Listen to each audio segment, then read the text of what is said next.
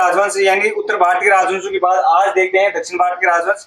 इन दक्षिण भारत के राजवंशों में पहला देखते हैं बादामी या वातापी के चालुक्य, जबकि हमने कल पढ़े थे सोलंकी यानी जो गुजरात के चालुक्य थे वो।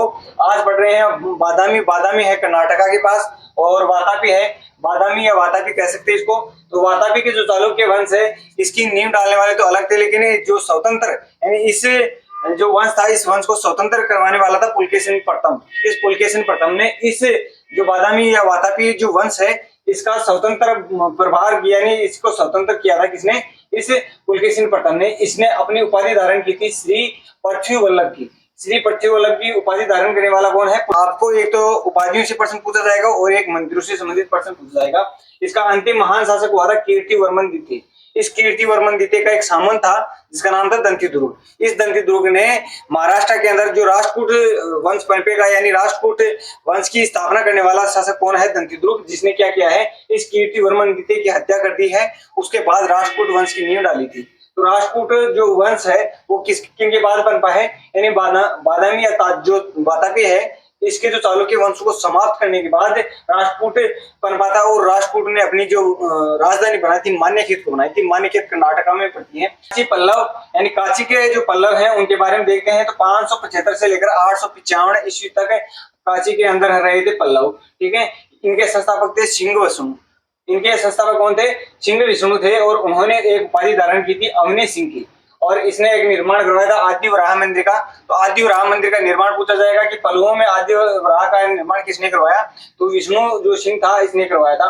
विष्णु सिंह के समय में एक दरबारी रहता था जिसका नाम था भारवी। इस भारवी ने लिखी थी किराता और जू नियम।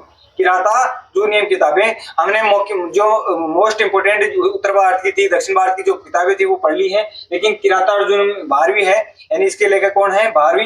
ये किताब भी आपको याद रखनी है। इसके बाद देखते हैं इसका महान शासक हुआ था नरसिंहवर्मन प्रथम। इस नरसिंहवर्मन प्रथम ने महाबलेश्वर मंदिर का निर्माण करवाया था। महाबलेश्वर मंदिर है उसका निर्माण करवाया था। यानी एक पत्थर के ऊपर ही ये पूरा का पूरा मंदिर एक पहाड़ है, इस पहाड़ के ऊपर ही बना हुआ है जिसे रथ मंदिर भी कहा जाता है। तो महाबलेश्वर जो महाबलीपुरम मंदिर है उसका निर्माण किसने करवाया है? नरसिंहवर्मन पल्लव ने करवाया है। किसने करवाया है? कांची के पल्लव नरसिंहवर्मन प्रथम ने करवाया है। किस मंदिर का निर्माण? महाबलीपुरम मंदिर, एकेश्वर मंदिर जिसे कहा जाता है, जिसके अंदर 7 रथ हैं। यानी रथ है कितने? रथों की संख्या कितनी है? 7 रथ हैं। इसके अंदर सबसे जो छोटा रथ है वो द्रौपदी रथ है। तो द्रौपदी रथ कौन से मंदिर का है? इस महाबलीपुरम मंदिर का है। इसका अंतिम जो शासक हुआ था, अंतिम महान राजा हुआ था वो हुआ था नरसिंहवर्मन द्वितीय, जिसने कांची के अंदर ही कैलाशनाथ के जो मंदिर पूजे जाते हैं जिसे राज सिद्धेश्वर मंदिर भी कहा जाता है। तो राज सिद्धेश्वर कह सकते हैं या कैलाशनाथ मंदिर है उनका निर्माण करवाया किसने था? नरसिंहवर्मन सेकंड ने करवाया था। जो पल्लवों का था यानी कांची के पल्लवों का नरसिंहवर्मन सेकंड था, उसने कैलाशनाथ मंदिर है उसका निर्माण करवाया था। इसके समय में 10 कुमार चरित्र लिखी गई थी जिसको दंडी ने लिखा था। तो दंडी के बारे में पूछा जाता है यानी नरसिंहवर्मन सेकंड के समय कौन था? लेखक दंडी था। इस दंडी ने क्या लिखी थी? 10 चरित्र में एक किताब लिखी थी, उसके बारे में पूछा जाता है जो इसके दरबार में रहा करते थे। उसके बाद देखते हैं चोल साम्राज्य। चोल साम्राज्य की स्थापना करने वाले नींव डालने वाले थे विजयालय। विजयालय ने 850 से 75 यानी 9वीं शताब्दी किसे कहते हैं? 800 से लेकर 900 जो सन चलती है, ईस्वी चलती है, उसके मध्य का काल है 9वीं शताब्दी। तो 9वीं शताब्दी के अंदर चोल साम्राज्य की स्थापना होती है विजयालय के द्वारा और इसकी अपनी राजधानी बनाता है तंजौर, जो तमिलनाडु के आसपास का है। तो तंजौर को अपनी राजधानी कौन बना रहा है? विजयालय बना रहा है। चोल साम्राज्य का महान राजा हुआ था राजराज प्रथम, जिसका समय काल था 985 से 1014 ईस्वी के अंदर। इसने एक मंदिर बनवाया था वरदेश्वर मंदिर। इस वरदेश्वर मंदिर का अन्य नाम है राजराजेश्वर या राजराजेश्वर मंदिर कहाँ है, किसने बनवाया है? तो यहाँ बताएंगे चोल साम्राज्य का शासक था यानी चोल था। कौन था ये? राजराज प्रथम, जिसने 985 से लेकर 1014 के मध्य के अंदर बनवाया था वरदेश्वर मंदिर। तो वरदेश्वर मंदिर का पूछा जाएगा वो कहाँ है? तंजौर के अंदर बताना है आपको। इस राजराज प्रथम था, इसने लोहा एवं रक्त की नीति चलाई थी और इसने एक मंदिर और बनवाया था जयराज मंदिर का निर्माण भी इसी ने करवाया था। जयराज मंदिर और इसने वरदेश्वर मंदिर का निर्माण करवाया था। राजराज प्रथम के बारे में पूछ लिया जाए कि राजराजेश्वर जो मंदिर है वो किसने बनवाया? तो राजराज प्रथम ने बनवाया था। ठीक है, वरदेश्वर मंदिर। उसके बाद देखते हैं राज्य में ही एक विक्रम चोल था। इस विक्रम चोल ने वहां की जनता थी जो मतलब गरीब जनता थी, गरीब जनता से राजस्व लूटकर इसने एक मंदिर का निर्माण करवाना शुरू कर दिया जिसका नाम चिदम्बरम था। चिदम्बरम में कलातुंग सेकंड था जिसने चिदम्बरम के अंदर लगी हुई जो वैष्णव मंदिर, यानी जो भगवान विष्णु है, यानी दक्षिण भारत के अंदर दो धर्म थे, विष्णु और शिव, यानी भगवान विष्णु को मानने वाले और भगवान शिव को मानने वाले, जिन्हें एक को तो कहा जाता था नैनार, यानी नैनार तो शिव धर्म को कहा जाता था, और एक को कहा जाता अवनार। ठीक है, तो अवनार किसको कहा जाता? वैष्णव धर्म के जो लोग होते थे उनको कहा जाता था।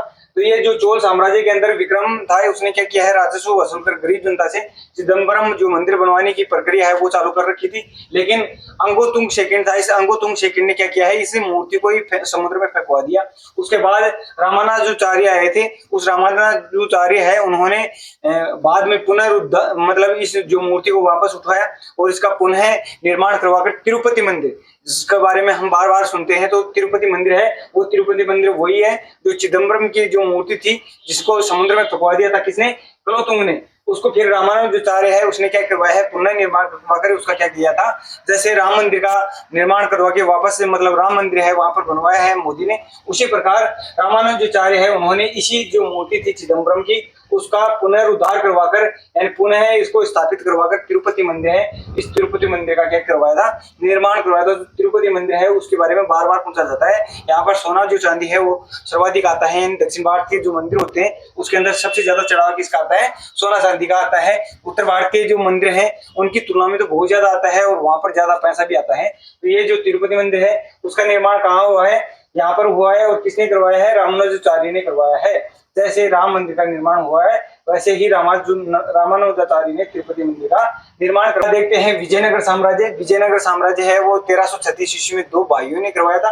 दो भाइयों में एक तो हरिहर था और एक बुक्का था, यानी हरिहर और बुक्का है, उन्होंने दो भाइयों ने क्या मिलकर इस विजयनगर साम्राज्य का निर्माण करवाया था। ये विजयनगर साम्राज्य है वो हम्पी के आसपास पड़ता है। हम्पी के ऊपर हम देखते हैं 50 रुपए का जो नोट होता है उसके ऊपर हम्पी का मंदिर बना हुआ है, तो हम्पी का जो मंदिर है वो देख लीजिएगा आप वहां पे। तो विजयनगर साम्राज्य है वो वहां पड़ता है, कहाँ पर, हम्पी के अंदर पड़ता है। इसकी नींव किसने डाली है, दो हिंदू भाई थे।